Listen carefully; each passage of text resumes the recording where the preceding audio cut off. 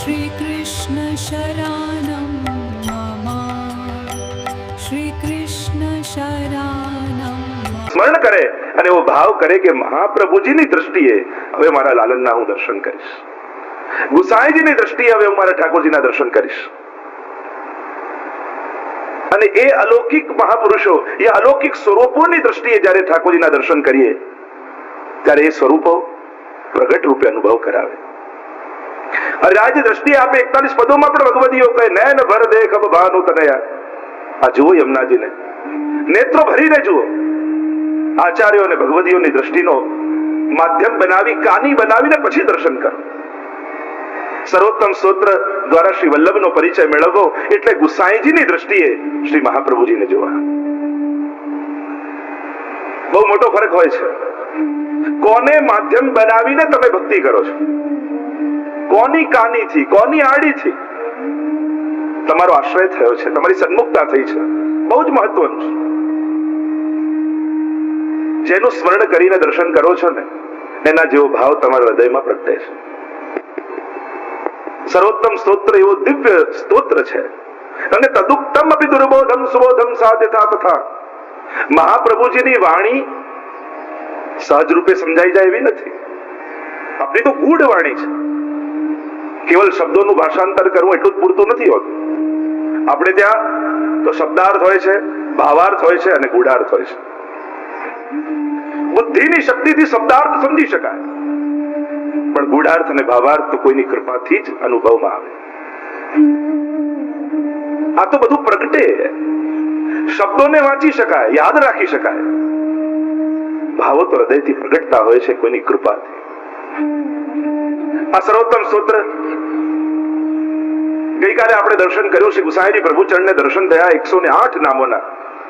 એ વિપ્રયોગાત્મક ધર્મી સ્વરૂપ જ્યારે શ્રી વલ્લભનું ગુસાઈજીના હૃદયમાં પ્રગટ્યું અને એક સાથે સર્વ લીલાઓના અનુભવ થવા લાગ્યા, એક એક નામોના દર્શન થવા લાગ્યા અને ગુસાઈજીના મુખારવિંદમાંથી આ સ્તોત્ર પ્રગટ થયું. એટલે ગઈકાલે જ મેં કહ્યું હતું એમ, સર્વોત્તમ સ્તોત્ર ગુસાઈજીએ રચ્યું નથી, ગુસાઈજીને દેખાયું છે, અનુભવાયું છે. આપે તો એ અનુભવને શબ્દોનું સ્વરૂપ આપી આ સ્તોત્ર રચ્યું છે. સાક્ષાત ગુસાઈજીના મુખારવિંદમાંથી નીકળેલું એ વાંગમય વલ્લભનું સ્વરૂપ એ સર્વોત્તમ સ્તોત્ર છે.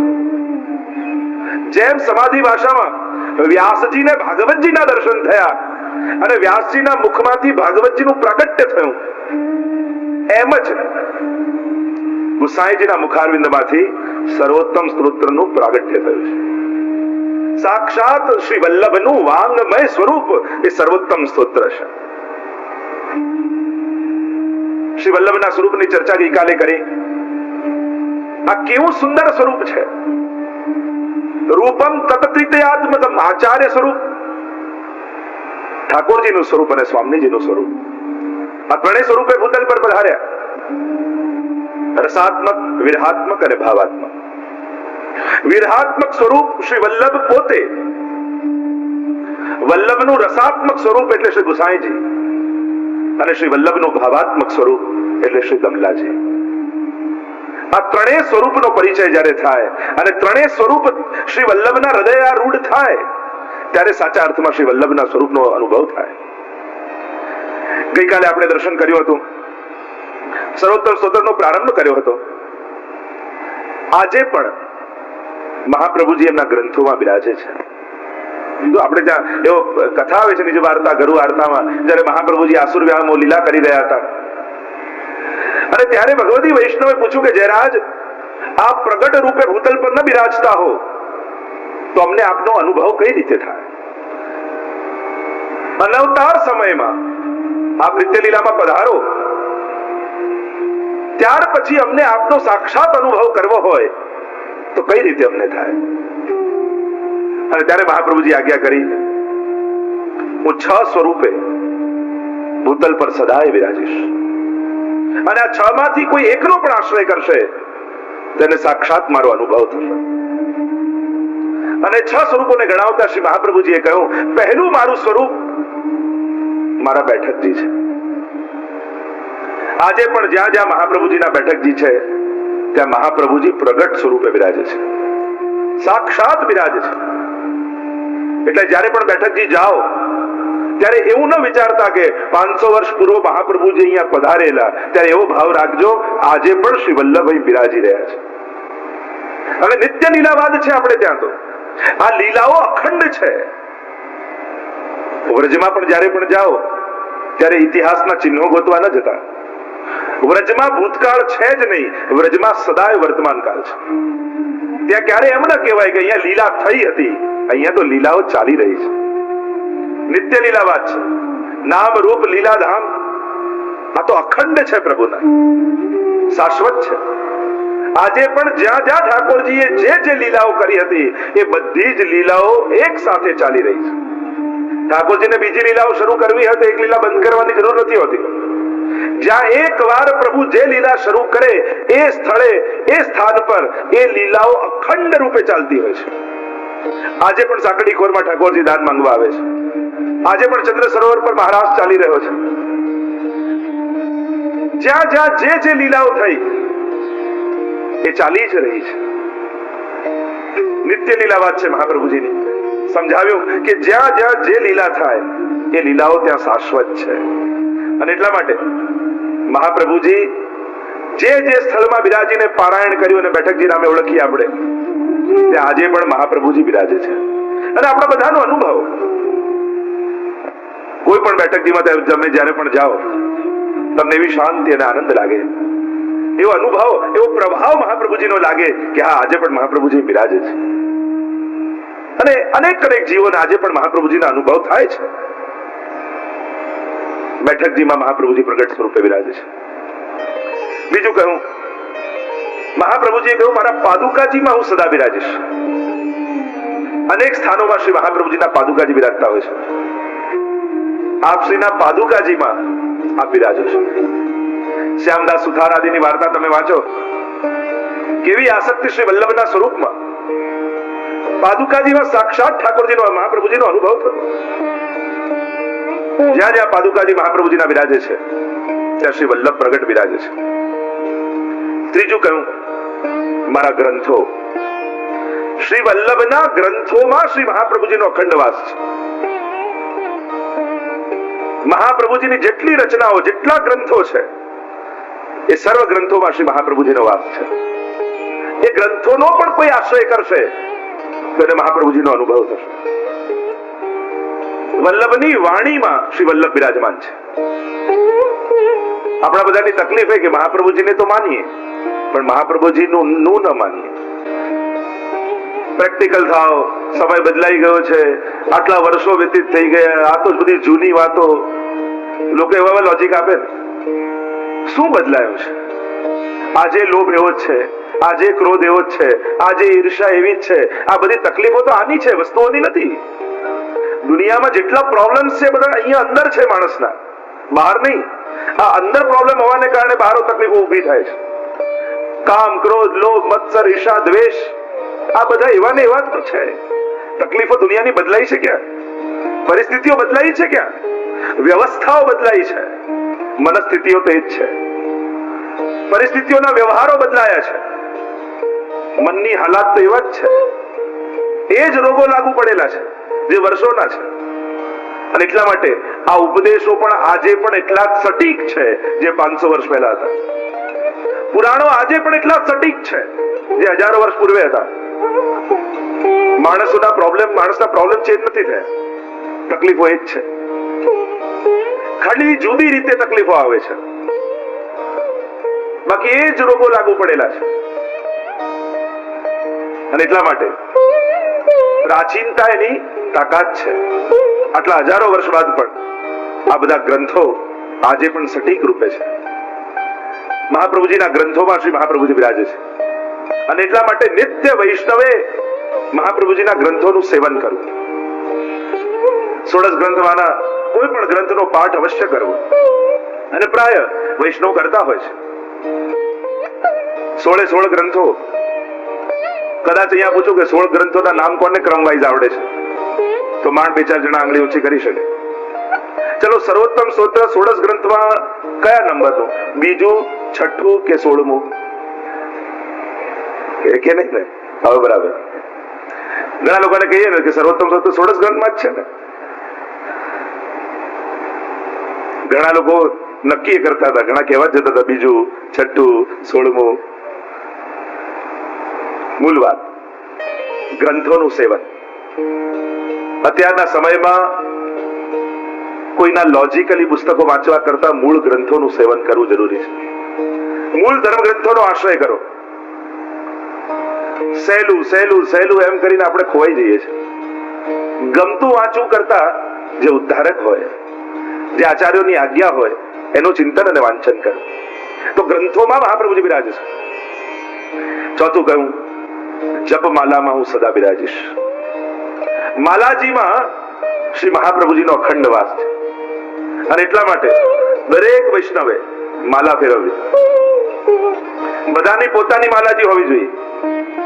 ઘરમાં નાના બાળકો હોય તો એમના માટે જુદી એક માલાજી લાવો ને કહો કે તારા માટે છે. એને પણ ઈચ્છા થાય મારી માલા મારે ફેરવવાની. ઘણા લોકો ફેરવે માલા, પણ આમાં પાછા કે 108 થઈ ગઈ તો આમ તો બધાને થઈ જાય. એક ભાઈ ઝાડ પર ચડ્યા ને એક માળો કાગડાનો લે, અહીંયા મૂકે, ચકલીનો લે, અહીંયા મૂકે. આ બધા ઝાડ પર જુદા જુદા પક્ષીઓના માળા બધા આમથી આમ મૂકે. એટલે આ કરે છે શું કે ગુરુદેવે માળા ફેરવવાનું કહ્યું છે. તો આ રીતે માળા નહીં ફેરવાય. માલાજીમાં મહાપ્રભુજીનો વાસ છે. ઘણી વાર આપણને થાય સંખ્યાનું ધ્યાન રાખવું કે ભાવનું ધ્યાન રાખવું, પણ જપમાં સંખ્યાનું પણ મહત્વ છે. અને એટલા માટે નિત્ય માલાજી ફેરવવું. પાંચમું કહ્યું, મહાપ્રભુજીના હસ્તાક્ષરમાં મહાપ્રભુજીનો વાસ છે. મહાપ્રભુજીના હસ્તાક્ષરજી અનેક સ્થાનોમાં બિરાજે છે. ઠાકોરની કૃપાથી અમારા કડીમાં ગોપાલાલજીની હવેલીમાં શ્રી મહાપ્રભુના હસ્તાક્ષર બિરાજે છે. સાક્ષાત વલ્લભ રૂપ માનવામાં આવે છે. અને છઠ્ઠું કહ્યું, મારા વંશમાં મારો વાસ છે. આ 6 સ્વરૂપો મહાપ્રભુજી કહે આ ભૂતલ પર હું પ્રગટ સ્વરૂપે બિરાજીશ. આ 6 માંથી કોઈ એકનો પણ આશ્રય કરશે તેને સાક્ષાત મારો અનુભવ થશે. આ સર્વોત્તમ સ્તોત્રના એક એક નામ એ મંત્ર રૂપ છે. आइए प्रवेश करते हैं सर्वोत्तम स्त्रोत्र में. काले प्रथम श्लोक નું આપણે દર્શન કર્યું હતું. પુનઃ અવગાહન કરી અને રસ દર્શન કરી. પ્રાકૃત ધર્માનાશ્રયમ અપ્રાકૃત લિખિત ધર્મમિતિ નિગમ પ્રતિપાદ્યમ તચ્છુદ્રમ સાકૃતિ સૌમે. ગુસાઈજી પહેલા 6 શ્લોકમાં મહાત્મ્યનું વર્ણન કરે છે. જેમ ભાગવતજીમાં પદ્મ પુરાણ અંતર્ગત 6 અધ્યાયમાં મહાત્મ્યની કથા આવે છે, એમાં શ્રી વલ્લભ પણ સાક્ષાત વસ્તુતઃ કૃષ્ણ એવ સાક્ષાત પ્રભુ રૂપ છે અને 6 ગુણવાળા છે. ઐશ્વર્ય, વીર્ય, શ્રી જ્ઞાન અને વૈરાગ્ય, આ 6 ગુણને દર્શાવતા પહેલા શ્લોકમાં ઐશ્વર્ય બતાવ્યું. અને ઐશ્વર્ય શું છે મહાપ્રભુજીનું? આ અલૌકિકતા મહાપ્રભુજીના સ્વરૂપની એ જ વલ્લભનું ઐશ્વર્ય છે. શું અલૌકિકતા છે? તો કહ્યું શ્રી વલ્લભનું સ્વરૂપ કેવું? પ્રાકૃત ધર્માનાશ્રય, જ્યાં પ્રાકૃત ધર્મોનો આશ્રય નથી, જે અલૌકિક છે. રસમય સ્વરૂપ શ્રી વલ્લભનું છે. રોમ રોમ રસ છલકે શ્રી વલ્લભ, રોમ રોમ રસ છલકે. રસમય સ્વરૂપ શ્રી વલ્લભ. સુધામય સ્વરૂપ શ્રી વલ્લભનું છે. જો હે યા રસ કે અધિકારી, પણ જે અધિકારી જીવો છે એ આ રસાનુભવનો અનુભવ કરી શકે છે. તો પ્રાકૃત લૌકિક દેહ નથી. જેમ જન્માષ્ટમીમાં તમે મિશ્રીના ખીલોના બનાવો ઠાકોરજીને ભોગ ધરવા માટે, ભલે ફૂલ બનાવ્યું હોય પણ એને ડાળીને ચાખો, પાંદડીને ચાખો કે દલને ચાખો, બધામાંથી મિશ્રીનો સ્વાદ આવવાનો. કારણ કે આકાર જુદું દેખાય છે તો મિશ્રી છે. એમ શ્રી વલ્લભ સન મનુષ્યાકૃતિ, મનુષ્ય આકારે દેખાય છે તો રસમય, રસરૂપ છે.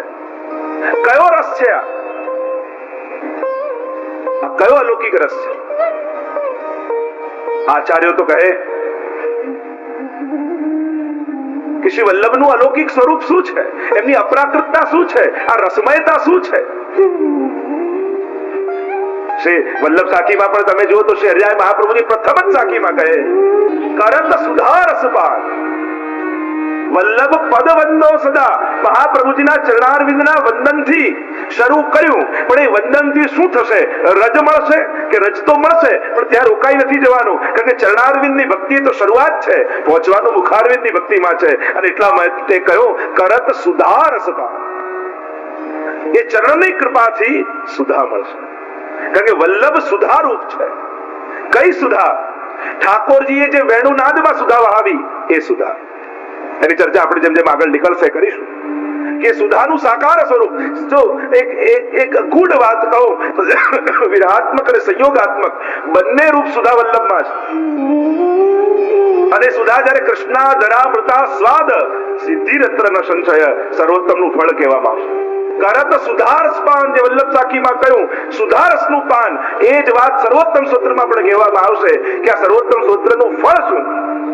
કૃષ્ણાદરામૃતા સ્વાદ સિદ્ધિરત્ર ન સંશય.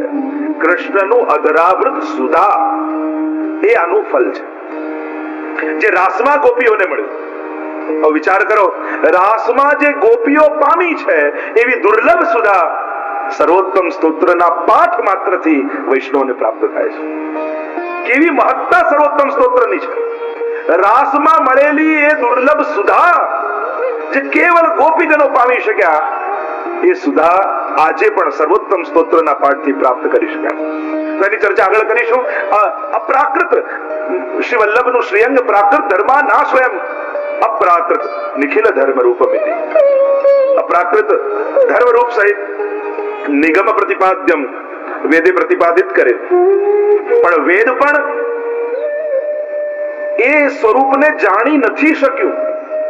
પ્રતિપાદન કર્યું પુરુષોત્તમ રૂપ સુધીનું, પણ ભગવાનનું એ વર્ણન કરતા કરતા નેતિ નેતિ નેતિ કહી વેદ પણ અટકી ગયા. વલ્લભ સ્વરૂપને જાણી નથી શક્યા, એને પ્રગટ રૂપે ગાઈ નથી શક્યા. અને એટલા માટે ગુસાઈજીએ તો એ ગાયું છે જે વેદ પણ નથી ગાઈ શક્યા. એ મંત્રો પ્રગટ કર્યા છે કે જે વેદ પણ નથી ગાઈ શક્યા, ઋષિઓ પણ નથી જોઈ શક્યા. એની વાત આગળ આવશે. ઋષિ અગ્નિ કુમારસ્તુ, ત્યારે ચર્ચા કરીશું કે ઋષિઓ પણ જે ન જોઈ શક્યા એ મંત્રો ગુસાઈજીએ જોયા છે. એવી દુર્લભ સુધાને શ્રી ગુસાઈજીએ પ્રગટ કરી છે મહાપ્રભુજીના 108 નામ દ્વારા. નિગમ પ્રતિપાદ્યમ યત્તત શુદ્ધમ, શુદ્ધ એટલે કે આનંદ રૂપ. આપનું સ્વરૂપ આનંદ રૂપ છે, રસમય છે, એવું સ્વરૂપ શુદ્ધ સ્વરૂપ. સાકૃતિ સ્તવમી, એવા સાકાર સ્વરૂપની હું સ્તુતિ કરું છું. કારણ કે જીવ સ્તુતિથી અધિક કરી પણ શું શકે? નમનથી અધિક કરી પણ શું શકે? બે જ વસ્તુ કરી શકાય, કા નમન કા સ્તુતિ ગાન.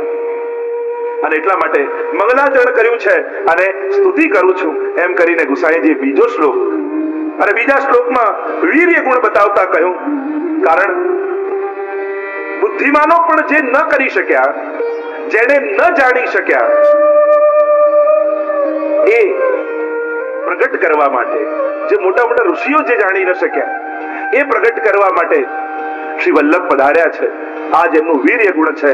અને બીજા શ્લોકનું ગાન કરતા ગુસાઈજી બોલ્યા, કલિકાલતમશ્ચન્ન દ્રષ્ટિત્વા વિદુષામપી સંપ્રત્ય વિષયસ્તસ્ય મહાત્મ્યં સમભુવિ.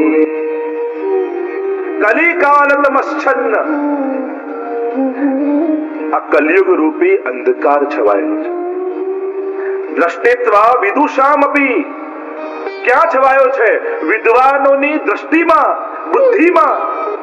મોટા મોટા વિદ્વાનો, પંડિતો આ કલિયુગના અંધકારમાં અંધ બન્યા છે.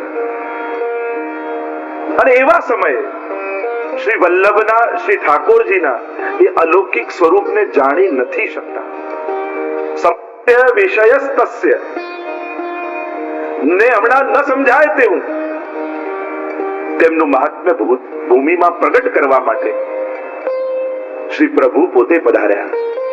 મહાત્મ્યમ સમભૂત ભુવિ, પોતાના મહાત્મ્યને પ્રગટ કરવા માટે પ્રભુએ પોતાના મુખારવિંદ સ્વરૂપને પ્રગટ કર્યું. કારણ કલિયુગના પ્રભાવને કારણે મોટા મોટા વિદ્વાનો, શાસ્ત્રો ભણેલા, વેદોને જાણનારા લોકો પણ આ મહાત્મ્યને સમજી નથી શકતા. કલિયુગનો એવો પ્રભાવ છે એટલા માટે વલ્લભ સાખીમાં હરિરાયજી કહે છે, कलयुग में सब धर्म के द्वारे रोके आए, श्री वल्लभ खिड़की प्रेम की निकस जाए सो जाए। આ કલયુગે બધા દ્વારો બધાઓ મળશે, સગવડતાઓ મળશે, પોતાને અનુકૂળ વેદોના શાસ્ત્રોના અર્થો કરનારા મળશે, પણ પ્રભુના શુદ્ધ સ્વરૂપનું જ્ઞાન આપનારું કોઈ નહીં મળે. અને એક વસ્તુ યાદ રાખજો, કલયુગ અધર્મના કપડા પહેરીને નહીં આવે, ધર્મના જ કપડા પહેરીને આવશે. અધર્મથી સાચવવું નહીં પડે, ધર્મથી જ સાચવવું પડશે. કલયુગમાં પૂતના રાક્ષસી બનીને નહીં આવે, સુંદરીનું રૂપ લઈને જ આવશે. અને એટલા માટે વધારે સાવધાન થવાની જરૂર છે, કારણ કે કોઈ પોતાના મૂળ રૂપમાં આવતું હોય ને તો સમજી શકાય, પણ ખલ ધર્મેણી, આ તો ખલ ધર્મ છે, છલવા વાળો ધર્મ છે. ધર્મના રૂપે આવશે, સંતોના રૂપે આવશે, ભગવદીઓના રૂપે આવશે, જુદા જુદા પુસ્તકોને ગ્રંથોના રૂપે આવશે. અધર્મના કપડા પહેરીને નહીં આવે, કલયુગમાં ધર્મના કપડા પહેરીને આવશે. અને એટલા માટે કરતી વખતે એમ લાગશે કે હું ધર્મ કરું છું, પણ અજાણતામાં અધર્મ થતો હશે. આ કલયુગની ચતુરાઈ છે. અને એટલા માટે આજના સમયમાં ચેતવાની વધારે જરૂર છે. કોઈ મહાપ્રભુજીનું નામ લેતું હોય, કોઈ શ્રીનાથજીનું નામ લેતું હોય, એટલે કે બહુ રાજી નહીં થઈ જવું. જોવું કે શ્રીનાથજીનું નામ એટલા માટે નથી લેતો ને કે તમે એની પાસે જાઓ, કે ખરેખર એને શ્રીનાથજીમાં શ્રદ્ધા છે. એટલે કોઈ પણ શ્રીનાથજી કે મહાપ્રભુજી બોલે એટલે આપણે ખુશ થઈ જઈએ, એ ભલે આમ કરે પણ શ્રીનાથજીનું નામ બોલે છે. પણ એ શ્રીનાથજીનું નામ તમને આકર્ષિત કરવા માટે તો નથી લેતો, કે ખરેખર ઈચ્છે છે કે તમે શ્રીનાથજીને ભજો, એ ખરેખર ઈચ્છે છે કે મહાપ્રભુજીની આજ્ઞામાં તમે રહો ના.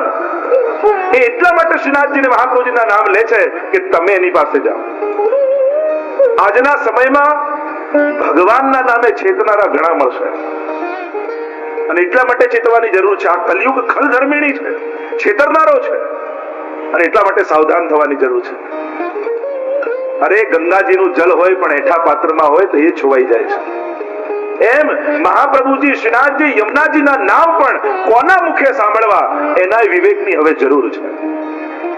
એને પોતાને શ્રદ્ધા ખરી, એને પોતાને નિષ્ઠા ખરી, એ પોતે ભગવત સેવા કરે છે, એ પોતે મહાપ્રભુજીની આજ્ઞામાં રહે છે. અને જો નથી રહેતો, એને પોતાને શ્રદ્ધા નથી, તો એના મુખે આમનું નામ પણ સાંભળવું ત્યાજ્ય છે, નિષેધ છે. કારણ એ નામ એટલા માટે લે છે કે તમે આકર્ષિત થાઓ. ઘોડો વૈષ્ણવ મહાપ્રભુજીનું નામ સાંભળીને દોડતો જાય, પણ એ કેવલ મહાપ્રભુજીનું નામ તો તમને બોલાવવા માટે હોય, અને પછી તમારો માર્ગ બદલાઈ જાય. અને એટલા માટે આજના સમયમાં ચેતવાની જરૂર છે. આ કલયુગ ખલ ધર્મિણી છે. મોટા મોટા વિદ્વાનો પણ પ્રભુના મૂળ સ્વરૂપને સમજી નથી શકતા. આજે તમે ગમે ત્યાં અન્ય સ્થાનોમાં જાઓ, તમને વ્યવસ્થા આપશે, તમને પ્રવૃત્તિ આવશે, તમને કઈ ને કોઈ એક્ટિવિટી મળશે, કંઈક ને કંઈક જોડશે, પણ ભગવત સેવા નહીં આપે, પ્રભુ નહીં આપે. આજે ગુરુ લોકો પણ દીવાર બનીને ઉભા છે ભગવાન સામે, દ્વાર બનીને નથી ઉભા રહેતા. ગુરુ એ જ છે જે દ્વાર બને, દીવાર ન બને. પ્રભુ પાસે ન જવા દે, હું જ ભગવાન છું એમ કહીને અટકાવી દે. કલયુગમાં ચેતવાની જરૂર છે. સીધી વાત મહાપ્રભુજીની સ્પષ્ટ આજ્ઞા છે, કૃષ્ણ સેવા સદા કાર્ય. આ કલયુગમાં ક્યાંય લલચાતા નહીં, ક્યાંય ભટકતા નહીં. આ બહુ સહેલું, આટલું કરશો તો આમ થઈ જશે, આટલું કરશો તો આમ થઈ જશે, ક્યાંય એવી લાલચમાં ક્યારે આવતા નહીં. આપણા બધાનો ઉદ્ધાર કેવલ ને કેવલ ઠાકોરજીની સેવાથી જ થવાનો છે, બીજા કશાથી નથી થવાનો. આ વાત સ્પષ્ટ રૂપે સમાજ સમજી લે, નહીં તો છેતરાઈ નાખી જિંદગી બરબાદ થઈ જશે. ભગવત સેવા દ્વારા જ આપણું કલ્યાણ છે. અને જે ભગવાન આપે એ જ ગુરુ છે, અને આપણા બધાના ગુરુ શ્રી મહાપ્રભુજી છે. આ માર્ગમાં ગઈ સોપત શ્રી ગોવર્ધન નાથે મહાપ્રભુજી હાથ પકડે, પણ તુરંત ઠાકોરજી સાથે હસ્તમેળાપ કરાવી દે, એટલે હવે ઠાકોરજીની સેવા થાય. જે આવીને દરેક ધર્મો સમાપ્ત થઈ જાય, બધા ધર્મોનો અંત ક્યાં? ભગવાન મળે એટલે ધર્મ પૂરો. બધા જ માર્ગો, બધા જ સંપ્રદાયો જ્યાં આવીને પૂરા થઈ જાય, પુષ્ટિ માર્ગની શરૂઆત ત્યાંથી થાય. બ્રહ્મ સંબંધ લીધું, લે ઠાકોરજી પધરાયા, હવે તારો ધર્મ શરૂ થાય. જ્યાં બધાની પૂર્ણાહુતિ, પુષ્ટિ માર્ગની ત્યાં શરૂઆત. અને એટલા માટે ભગવત સેવા એ જ આપણું પરમ કર્તવ્ય છે. સર્વદા સર્વભાવેન ભજનીય વ્રજાધિપ સસ્યાયમેવ ધર્મો હિ નાન્યક્વાપી કદાચ. બીજો કોઈ ધર્મ નહીં. ભગવત સેવા એ જ આપણો પરમ ધર્મ. અને એટલા માટે સમાજ સ્પષ્ટ રૂપે સમજી લે પ્રભુને ભજવા. પ્રભુની એ સ્વરૂપને કોઈ નહીં સમજી શકે. આજે મોટા મોટા ભણેલા લોકો, વિદ્વાન લોકો પુસ્તકો લખે, કૃષ્ણ તો કોઈ મહાન વ્યક્તિ હતા, મહાપુરુષ હતા, આપણને સમજાવવા માટે ભગવાન બનાયા. અને આમ કરી કરી ભગવાનને એક સાધારણ મનુષ્ય રૂપે ચિતરવાની આજે સમાજ કોશિશ કરી રહ્યો છે. કારણ કે મૂળ ધર્મ ગ્રંથોનું અધ્યયન નથી. કેવલ પોતાની કલ્પનાઓને પોતાના વિચારોમાં કૃષ્ણને બાંધવાનો પ્રયાસ આજે મોટા મોટા સાહિત્યકારો કરે છે. પણ એની સમજ કેટલી, એની દ્રષ્ટિ કેટલી, એ ભગવત્તાને કેમ ન સમજી શકે? આ કારણ કલયુગનો પ્રભાવ. એ મૂળ ભગવત સ્વરૂપને પણ આજે મનુષ્ય રૂપે ચિતરવાની કોશિશ કરવામાં આવે. જુદા જુદા ભજનો લખાય ને, લોકો ચળવળો કરે કે સીતાજીને રામે આમ કર્યું, વનમાં મોકલ્યા. અરે સીતાજીને પૂછો, એમને કોઈ વાંધો છે? સીતાજી કે ના, મને જરાય વાંધો નથી. પણ નારી ઉત્થાન જેને બીડું ઝડપ્યા છે, બધા સીતાજીનો પક્ષ એ લડત લડવા આવે. અરે આ બધા અલૌકિક ગ્રંથો છે, એમને લૌકિક અર્થઘટનોમાં ન બાંધો. આ બધા સમાધિ ભાષાના ગ્રંથો જ્યારે છે, એને લૌકિક બુદ્ધિથી મૂલ્યાંકન કરશો તો એના લૌકિક અર્થો જ પ્રગટ થશે. આપણે લોકો સાધારણ જીવો, આપણે નથી આપણી કાલ જોઈ શકતા, નથી આપણા હિતનું વિચારી શકતા, આપણું કલ્યાણ નથી વિચારી શકતા. અને આવા સાધારણ બુદ્ધિ વાળા આપણા લોકો જયારે ભગવાનની વાત કરવા જઈએ અને ભગવાને આમ સાચું કર્યું, ખોટું કર્યું, નામ કર્યું, નામ કર્યું, પોતાની લૌકિક બુદ્ધિથી ભગવત લીલાઓના ખોટા અર્થઘટનો ન થવા જોઈએ. આ તો આપણે હિન્દુ સમાજ જ એવો છે કે બધું ચલાવી લે છે. આજે અન્ય ધર્મોનું કોઈ કાર્ટૂન પણ બનાવી દે ને તો આખી દુનિયામાં ચળવળ જાગી જાય છે. અને આપણા લોકો માટે ગણેશજીને ક્રિકેટ રમતાય બતાવે, ગણેશજીને ગોલ્ફ રમતાય બતાવે, ગણેશજીને પત્તા રમતાય બતાવે. કેટલા જાતથી આપણા દેવી દેવતાનું આપણે કેટલું મૂલ્યાંકન ઘટાડી રહ્યા છે, આપણે જ વિચારવાનું છે. બાળકોને સમજાય, યુવાનોને સમજાય, એમ કરી કરીને સહેલું શાસ્ત્ર બનાવવાની જગ્યાએ છીછરું બનાવતા જઈએ. સહેલું સમજાય એવું બનાવો એનું ના નથી, પણ ક્યાંક એ છીછરું ન બની જાય એનો વિવેક હંમેશા રાખે. અરે મેડિકલ ભણવું હોય તો થોડી કેટેગરી તો એની જોઈશે જ ને, ત્યારે એ ડોક્ટર વિશેનું જાણી શકશે. તો ભગવાનને જાણવા માટે